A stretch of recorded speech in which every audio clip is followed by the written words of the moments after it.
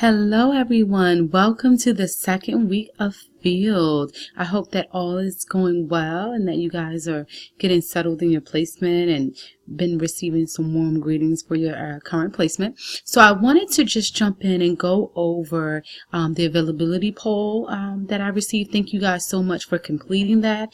I took a look and tried to find a time that worked best for mostly everyone. And it seems like our winner is Wednesday evenings at 7 p.m. So each Wednesday, I will launch a live field discussion at 7 p.m.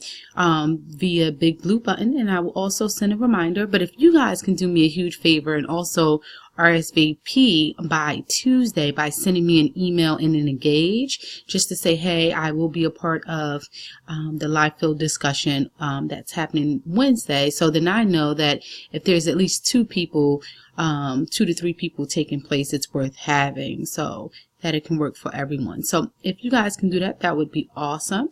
The other thing I wanted to jump into is you have a mandated reporter assignment that is due week 3. So it is not due this week, but it is due next week.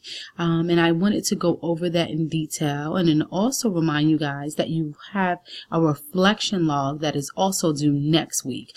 So if you were like me, you would want to get this done so you don't have so much to do for next week that is due.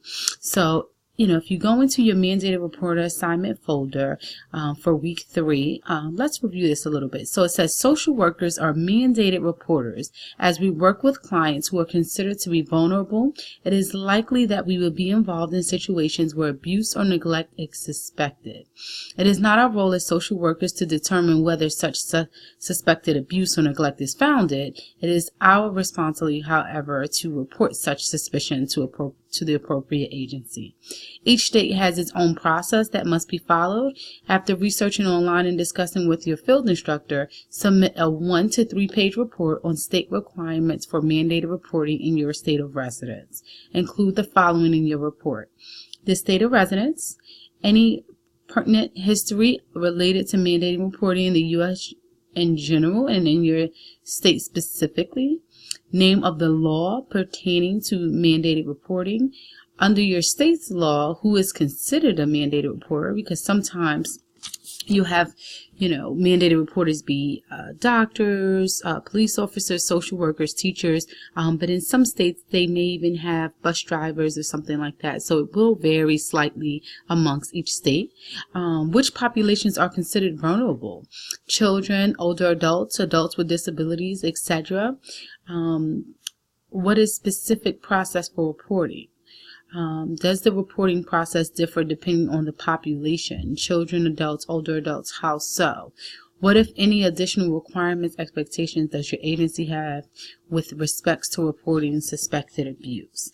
So I'll give you guys a really good example. So currently I'm a director of emotional support classrooms in Delaware. And one of the things that we do in our emotional support classrooms, anytime we file a report of neglect or abuse against one of our students' families, we complete a follow-up form that it's not necessarily a requirement from the law, but as an agency, what we do is we follow up. We see what came out of it. We see if the kid was taken out of the home. We see if there were new supports in place. Sometimes they get the family an IOP therapist, a DFS social worker, those types of things. And that form is so crucial because it lets us know, for anybody that takes on this next case or family, has there been any, suspicion of neglect or abuse, and how we typically follow up with that to ensure the safety of the student while they're with us.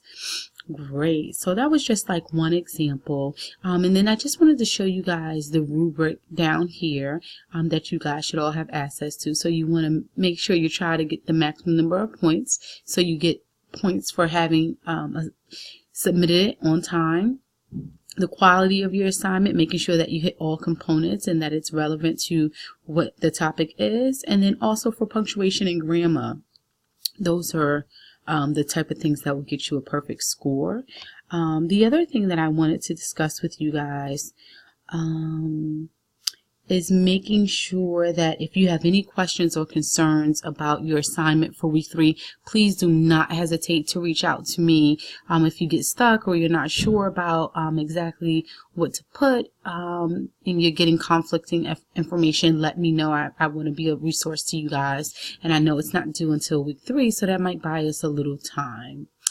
And I will also, the last thing I wanted to talk to you guys about was that I will get a chance to read all of your submitted work this week and see your videos and get a chance to know who you guys are and what you look like, given that, you know, it's an online course, so I look forward to the videos. In the meantime, I think you guys are doing an awesome job. I will be launching our first field discussion this week on Wednesday at 7 p.m. I will send out a reminder on Monday, tomorrow, and also on Tuesday to remind you guys. You just need a total of 5 discussions, whether it includes the peer-to-peer discussion or a live field discussion. So you just need a combination of 5. So I hope that this video was helpful, and if you guys need any help, please feel free to reach out. Bye.